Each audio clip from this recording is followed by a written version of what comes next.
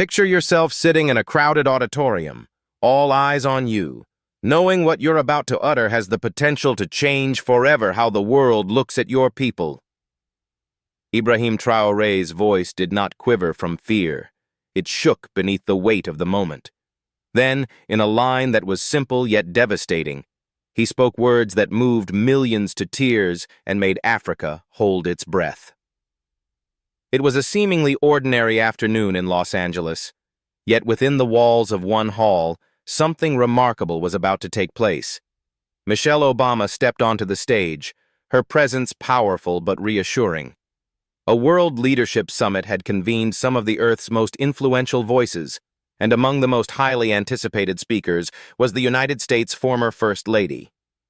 Each phrase she uttered generated inspiration. Each silence created room for contemplation.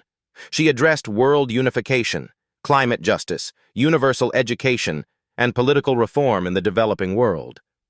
The audience listened intently, applauding, agreeing, pondering. And then the tone changed. She turned the page and, with steady accuracy, read a name: Burkina Faso. Her words were smooth, her eyes intent as she pushed back her glasses. "With Ibrahim Traoré at the helm, we have witnessed actual progress," she said, "but real reasons to hold back." The hall was quiet. As we celebrate advancement, we need to still ask about power, ask about transparency, ask about accountability. Are those changes actually benefiting the people, or merely consolidating power? The audience drank her in. Some of them clapped. Others knit their brows. Screens around the globe sprang to life with commentary, discussions, and hashtags. Thousands of miles away, another kind of silence reverberated. President Ibrahim Traoré sat in stillness in his office, listening to the broadcast. No aides stirred. No phones rang. Only Michelle Obama's voice was heard. When it concluded, he did not react with defensiveness or anger. He remained quiet. And then, at last, he spoke. "Prepare a response," he instructed the group seated in front of him, "but not to defend, to explain, to demonstrate to the world our truth." Traoré approached the podium. No script, no teleprompter, only conviction and history. He looked into the camera, his eyes never wavering. "Mrs. Michelle Obama," he started off, his tone serene yet resolute. "We hear your alarm, and we invite it.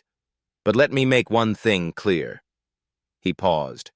"Our movement is not a quest for power. It's a recovery of dignity." He stretched across and picked up an old, worn photo. A family stood in front of a simple house, solar panels sun-colored behind them. This family lived in the dark before. Now their children learn by light. This is not power. It's justice. He persisted, resolute and genuine.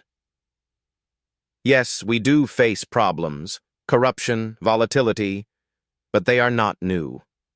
They are the legacy of colonization and years of foreign meddling. What we are doing is repairing, rebuilding, retaking the right to direct our own course." His words did not resist. They shed light. And then something remarkable occurred. Africa heard, and Africa listened to every phrase.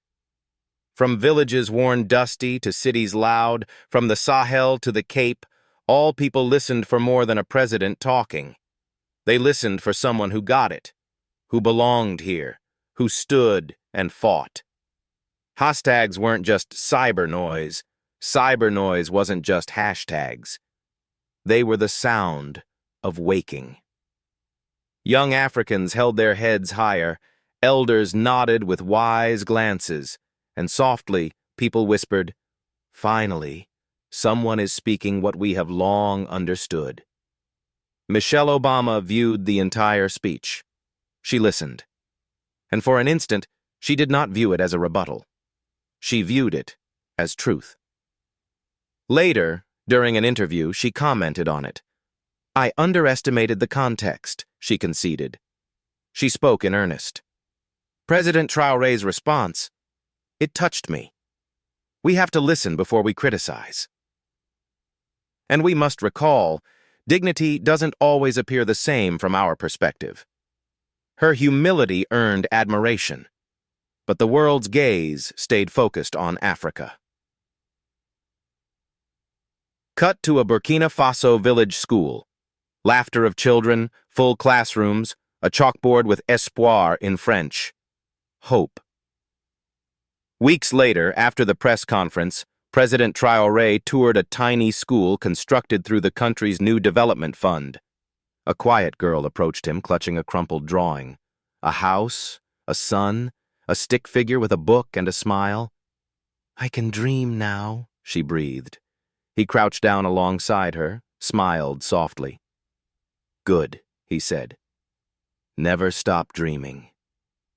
That moment spoke louder than any speech ever had. Because leadership isn't about policies, it's about possibilities.